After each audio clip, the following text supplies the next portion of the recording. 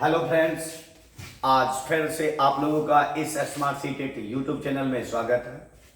आज हम लोग सीटीटी 2022 दिसंबर के एग्जाम के लिए एक छोटा सा वीडियो आप लोगों के बीच लेकर के आए हैं, जिसका संबंध हिंदी सेक्शन से है। तो मेरे भाई, आज हम लोग बिना समय गवाए देखते हैं कि आज इस वीडियो में आपके लिए क्या कुछ खास है।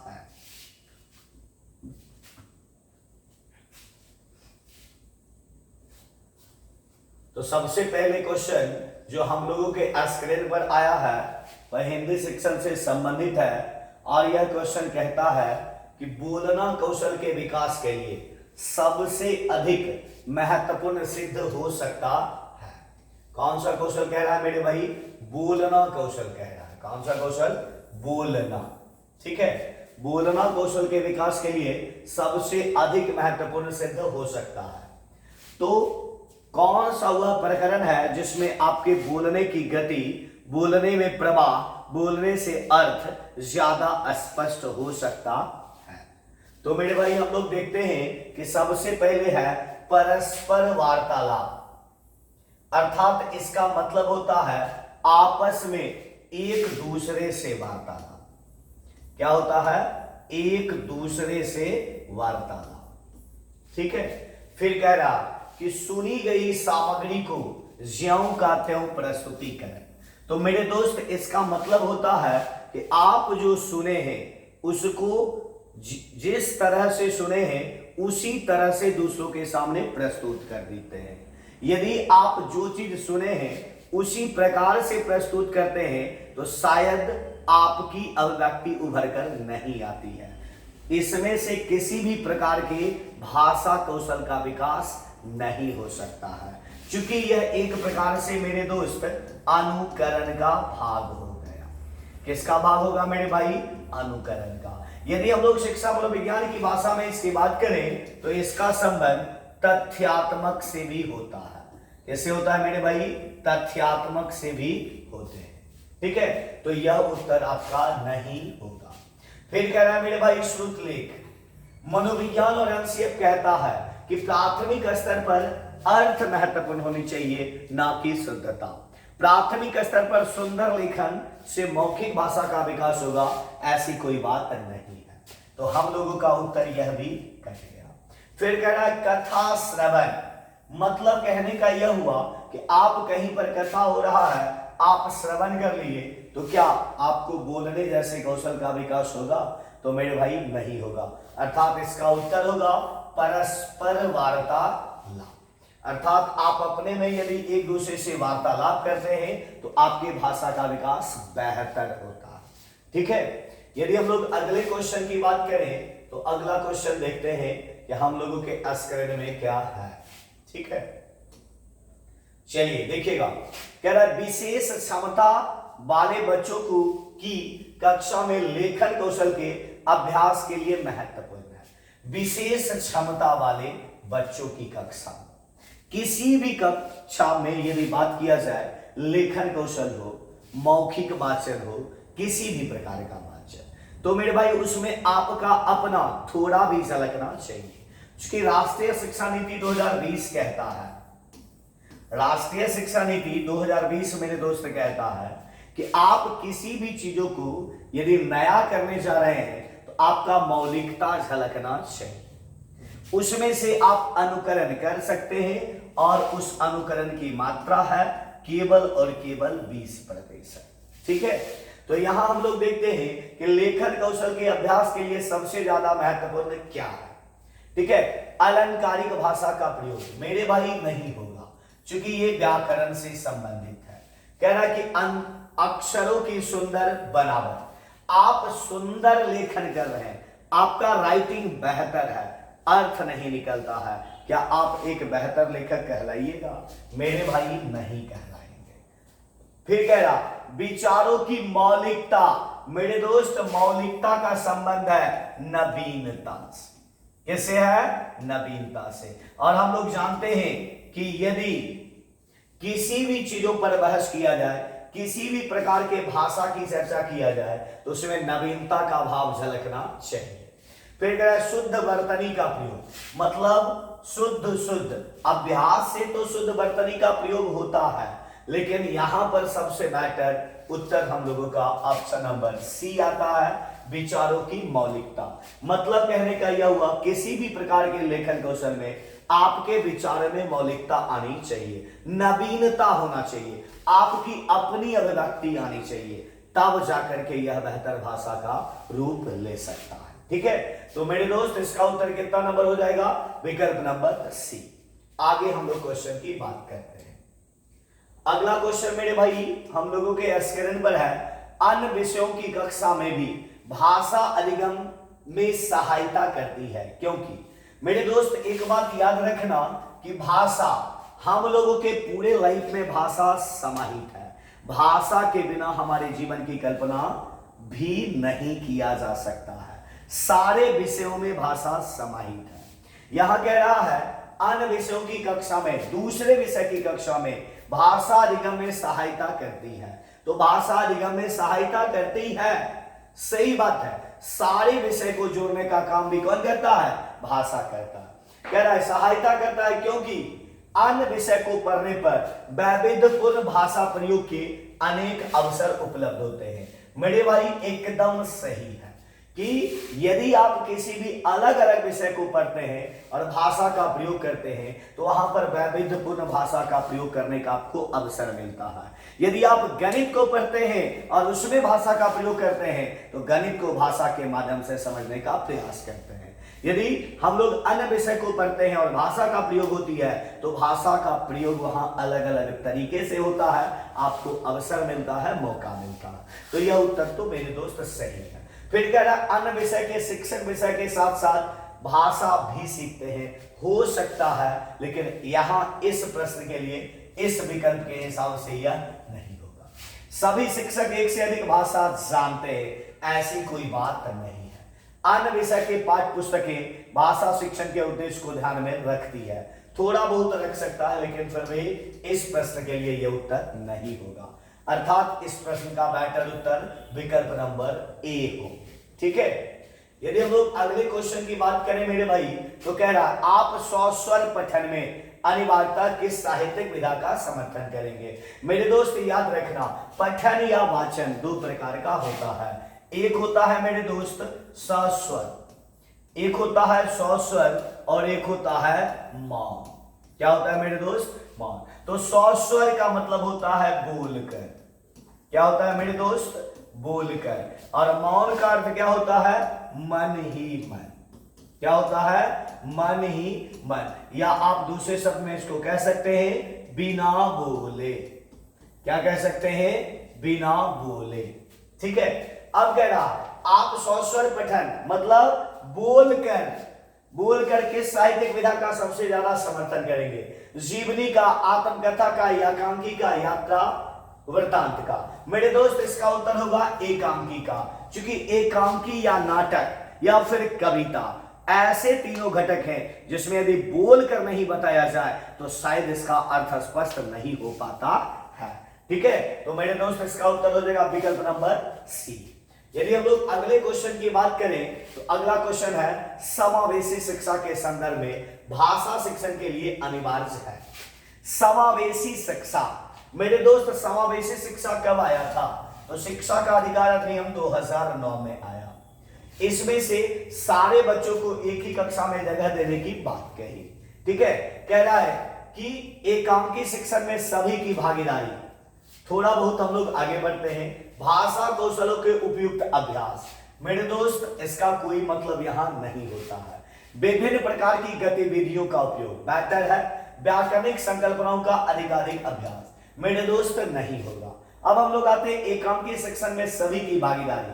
तो भागीदारी तो मेरे भाई देंगे, लेकिन गतिविधि सारे लोगों के हिसाब से होने चाहिए। ठीक है, तो इसका उत्तर हो जाएगा मेरे दोस्त विकल्प नंबर सी, अर्थात विकल्प नंबर ए भी नहीं होगा। विभिन्न प्रकार की गतिविधियों का उपयोग मतलब क्या? समावेशी शिक्षा वह शिक्षा है जिसमें किसी भी बच्चों को दूर नहीं किया जाता है, अर्थात आप सारे प्रकार के गतिविधि का यदि प्रयोग करते हैं तब जाकर के वह समावेशी शिक्षा या कक्षा बनती है। सारे बच्चों के लिए, विशेष आवश्यकता वाले बच्चों के लिए विशेष प्रकरण का प्रावधान होना चाहिए, तब जाकर के यह बेहतर होगा। अर्थात विकल्प नंबर सी आपका उत्तर होगा। ठीक है, आगे हम लोग क्वेश्चन की बात करते हैं। हिंदी भाषा में सतत और व्यापक मूल्यांकन, मतलब मेरे दोस्त लगातार मूल्यांकन की बात करता है। ठीक है, सतत और व्यापक मूल्यांकन करते समय आप किस बात पर विशेष ध्यान देंगे? शुद्ध उच्चारण पर, शुद्ध वर्तनी पर, परियोजना कार्य पर। क्या होगा मेरे दोस्त? तो इसका उत्तर होगा विभिन्न संदर्भों में भाषा प्रयोग की कुशलता पर। चूंकि हम लोग जानते हैं कि मूल्यांकन शिक्षण अधिगम प्रक्रिया के साथ साथ भी चलती है, और मूल्यांकन हमेशा इसलिए करते हैं कि बेहतर सुधार किया जा सके, और यदि हम लोग सुधार करते हैं तो विभिन्न संदर्भों में इसका प्रयोग भी किया जा सकता है। तो इसका उत्तर मेरे दोस्त कितना नंबर हो जाएगा? विकल्प नंबर बी। ठीक है, चलिए हम लोग अगले क्वेश्चन की बात करते हैं। बहुसांस्कृतिक। मेरे दोस्त बहुसांस्कृतिक का अर्थ क्या है?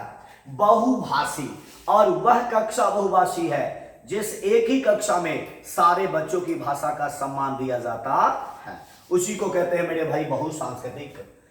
वही कह रहा है बहुसांस्कृतिक पृष्ठभूमि वाली भारतीय कक्षाओं में भाषा शिक्षण के लिए अति आवश्यक है। एक नंबर, विद्यार्थियों को भाषण और लेखन का अधिकाधिक अवसर। क्या भाषण और लेखन से आपका बेहतर भाषा का विकास हो सकेगा? फिर कह रहा लक्ष्य भाषा, मतलब मानक भाषा, तो मेरे दोस्त नहीं होगा, क्योंकि बहुसांस्कृतिक का मतलब होता है कि सारे बच्चों के घर की भाषा। आगे हम लोग देखते हैं परस्पर बातचीत के लिए अनेक अवसर का निर्माण, बेटर है। फिर कह रहा है मेरे दोस्त विद्यार्थियों के श्रवण और लेखन कौशल का अधिकाधिक अवसर देना। केवल श्रवण और लेखन का अधिकाधिक अवसर दीजिएगा तो यह बहुसांस्कृतिक होगा ही, ऐसी बात नहीं है। तो इसका विकल्प नंबर सी होगा। मेरे दोस्त क्यों होगा? सुन लीजिएगा, कह रहा है परस्पर बातचीत करने के अनेक अवसर का निर्माण। तो परस्पर बच्चा बातचीत कब करेगा? जब उसको छूट दिया जाएगा, मातृभाषा का प्रयोग करेगा, और जब बच्चा अपने अपने मातृभाषा का प्रयोग करेगा कक्षा कक्ष में, अलग अलग शख्स से आया हुआ बच्चा, तो मेरे दोस्त वह क्या कहलाएगा? बहुसांस्कृतिक कहलाएगा। क्या कहलाएगा? बहुसांस्कृतिक। ठीक है, तो इसका विकल्प नंबर कितना हो जाएगा मेरे भाई? सी नंबर होगा। चलिए यदि हम लोग अगले क्वेश्चन की बात करें मेरे भाई, तो कह रहा है एकांकी पढ़ाने का सबसे अच्छा तरीका है। देखिएगा, शिक्षक स्वयं पढ़ते हुए सवाल पूछते जाए। शिक्षक पढ़ेगा और बच्चा से सवाल पूछेगा तो एकांकी हो जाएगा? मेरे दोस्त नहीं होंगे। शिक्षक स्वयं पढ़ेंगे और बच्चे केवल सुनेंगे, यह तो हो गया शिक्षक केंद्रित। होना चाहिए था बाल केंद्रित, तो यह भी विकल्प मेरे दोस्त नहीं होगा। बच्चों से अलग अलग पात्रों के संवाद पढ़वाए जाएं और फिर एकांकी का मंचन करवाए जाए। मतलब क्या? बच्चों से अलग अलग पात्रों की कहानियों को पढ़वाइए, अलग अलग पात्रों के प्रकरण को पढ़ाइए, और फिर कहिए कि आप मंचन कैसे करोगे। मतलब स्वयं से विकसित करने की बात है, और इसी को बढ़ावा देना चाहिए। फिर कह रहा है एकांकी बच्चे घर से पढ़कर आए और कक्षा में शिक्षक से सवाल पूछें। मेरे दोस्त याद करने और प्रश्न पूछने और प्रश्न का जवाब देने से बेटर नहीं होगा। अर्थात विकल्प नंबर कितना हो जाएगा मेरे भाई? विकल्प नंबर सी होगा। आगे हम लोग बात करें मौन पठन में मुख्यतः। अभी तुरंत हम लोग एक क्वेश्चन में बैक में देखे थे, एक होता है स्वर, एक होता है मेरे भाई मौन। तो मौन पठन भी गंभीर पठन होता है, क्योंकि जब आप मौन पठन करते हैं तो उससे भी आप अर्थ को निकालना चाहते हैं और निकाल लेते हैं। ठीक है, तो कह रहा है मौन पठन मुख्यतः तेज गति से पाठ को पढ़ा जाता है। मेरे भाई सही बात है कि मौन पठन यदि आप करते हैं तो तेज गति से आप पढ़ते हैं। फिर कह रहा शब्द भंडार विकसित किया जाता है, किया जा सकता है, मन ही मन बुदबुदाते हुए पढ़ा जाता है। मेरे भाई ऐसी कोई बात नहीं है। गहन अर्थ को आत्मसात करने का प्रयास किया जाता है। तो सबसे बेहतर उत्तर क्या होगा मेरे भाई? गहन अर्थ को आत्मसात करने का प्रयास किया जाता है, क्योंकि मौन पठन में भी गहन अर्थ स्पष्ट होते हैं, गहन अर्थ प्राप्त होते हैं। चलिए, तो इसका विकल्प नंबर ए होगा, ना बी होगा, ना सी होगा, ना डी होगा। विकल्प नंबर ए होगा। ठीक है, आगे भी हम लोग बात करें मेरे भाई, तो कह रहा भाषा शिक्षण में सहायक है साहित्यिक शिक्षण, व्याकरणिक नियमों की जानकारी, निगमनात्मक और उपचारात्मक कार्य, शुद्ध भाषा पर। मेरे भाई फटाफट जवाब देना आप, 20 सेकेंड आपके पास है कि भाषा शिक्षण में सहायक कौन है। साहित्यिक शिक्षण, व्याकरणिक नियमों की जानकारी, निरनात्मक और उपचारात्मक कार्य, शुद्ध भाषा पढ़ना। बैटर उत्तर क्या होगा? विकल्प नंबर सी, अर्थात निरनात्मक और उपचारात्मक कार्य। चूंकि मेरे दोस्त निरनात्मक परीक्षण में कमी के कारण का पता किया जाता है, और जब कमी के कारण का पता होता है तो उस पर सही उपचार किए जाते हैं, और यह किसी भी शिक्षण प्रक्रिया का महत्वपूर्ण हिस्सा होता है। तो विकल्प नंबर कितना हो जाएगा मेरे भाई? सी हो जाएगा। ठीक है, चलिए यदि हम लोग अगले क्वेश्चन की बात करें तो अगला क्वेश्चन है भाषा अर्जन और भाषा अधिगम के संदर्भ में कौन सा कथन सही नहीं है। मेरे दोस्त क्वेश्चन हो गया नकारात्मक। याद रखना, आपके पूरे एग्जाम में 150 प्रश्न में 2 प्रकार का प्रश्न होगा। एक होगा पॉजिटिव जिसको सकारात्मक कहते हैं, और एक होगा नेगेटिव जिसको नकारात्मक कहते हैं। तो सकारात्मक प्रश्न का उत्तर भी सकारात्मक, नकारात्मक प्रश्न का उत्तर भी नकारात्मक होते हैं। ठीक है, तो यह क्वेश्चन है मेरे भाई नकारात्मक। देखते हैं, भाषा अधिगम में संप्रेषण कुशलता पर भी बल रहता है। एकदम सही है, लेकिन इस प्रश्न का यह उत्तर नहीं है। फिर कह रहा भाषा अर्जन सहज और स्वाभाविक होता है, जबकि भाषा अधिगम प्रयासपूर्ण होता है। एकदम बेहतर है कि अर्जन स्वाभाविक, अधिगम प्रयासपूर्ण होता है। कथन सही है, लेकिन इस प्रश्न का यह उत्तर नहीं होगा। फिर कह रहा रोजगार प्राप्त करने के लिए ही भाषा सीखी जाती है, ऐसी बात नहीं है। मतलब ये कथन आपका गलत है, लेकिन इस प्रश्न के लिए ये उत्तर होगा। नहीं ये उत्तर होगा, ना ये। फिर देखते हैं, भाषा अर्जन के लिए समृद्ध भाषाई परिवेश की आवश्यकता होती है। एकदम होती है, लेकिन इस प्रश्न का उत्तर यह नहीं होगा।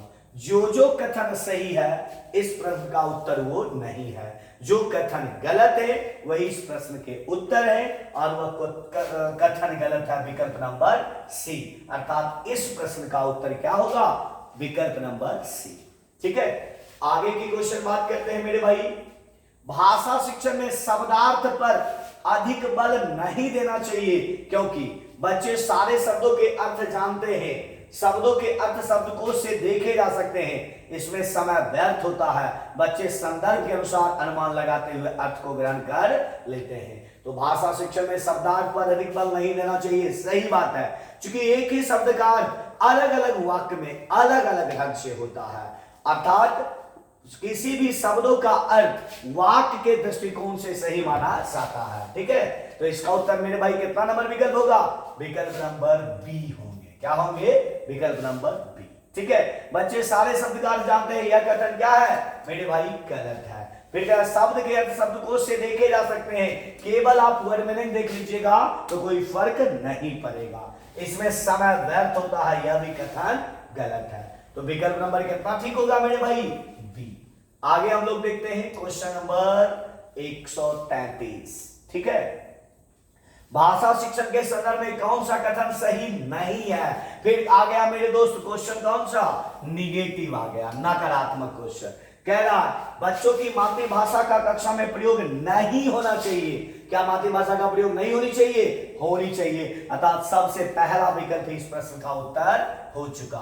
बच्चे भाषा की जटिल संरचनाओं के साथ विद्यालय आते हैं, एकदम विकल्प सही है, लेकिन इस प्रश्न का उत्तर नहीं होगा।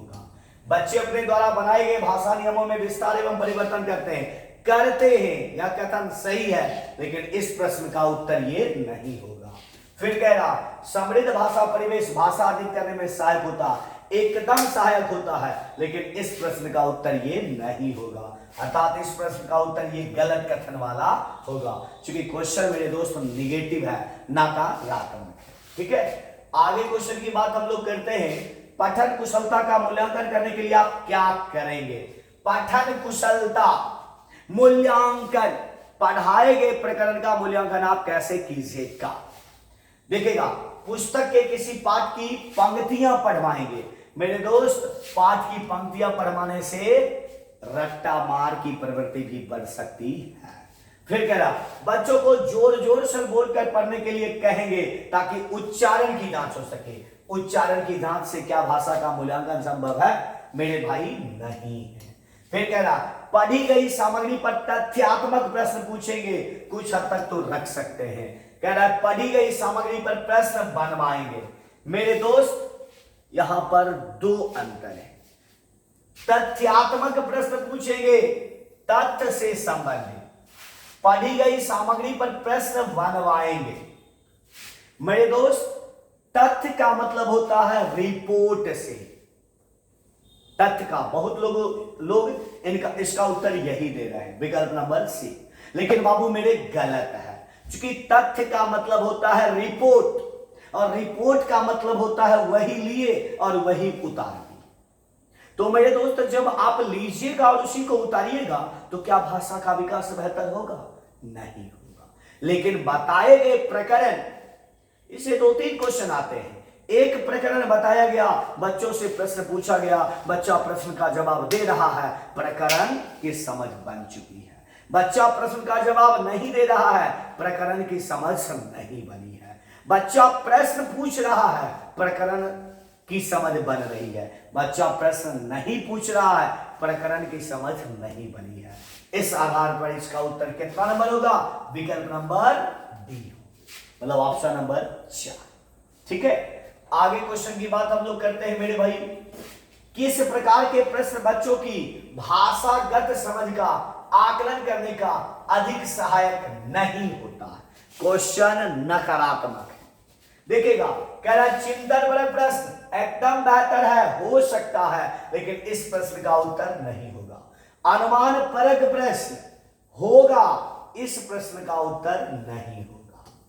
फिर कह रहा पाठ पर आधारित तथ्यात्मक प्रश्न। अब मेरे दोस्त जरा बताना, यदि पिछले क्वेश्चन का उत्तर यदि आप इसको सही मानिएगा तो शायद यहां भी सही होना चाहिए, तो यहां तो इसको नकारात्मक में हम लोग उत्तर गलत कर रहे हैं। तो क्योंकि कल्पना प्रश्न तो होगा, ये तो होगा, लेकिन इस प्रश्न का उत्तर नहीं होगा। तो पिछले क्वेश्चन और इस क्वेश्चन में दोनों का यदि आप समायोजन कीजिएगा तो आपको अंतर स्पष्ट हो जाएंगे, अर्थात इस प्रश्न का उत्तर यही होगा। क्योंकि तथ्यात्मक का संबंध मेरे दोस्त रिपोर्ट से होता है, इसे प्रतिवेदन कहते हैं। क्या कहते हैं मेरे दोस्त? प्रतिवेदन कहते हैं। ठीक है, चलिए तो सुन लीजिएगा मेरे भाई, जितने भी क्वेश्चन आज आप लोग के बीच हुए हैं, यदि किन्हीं को डाउट होगा तो कमेंट बॉक्स में जरूर कमेंट कीजिएगा। आपके कमेंट का जवाब अगले वीडियो में जरूर देंगे। और जाते जाते यदि आप लोगों को बेहतर लगा होगा, समझ आ रहा है, और यदि जुड़ना चाहते हैं, नए हैं, तो इस चैनल को सब्सक्राइब करें, लाइक करें और अपने दोस्तों में शेयर जबरदस्त करें। तो फिर मिलते हैं अगले वीडियो के साथ, तब तक के लिए धन्यवाद।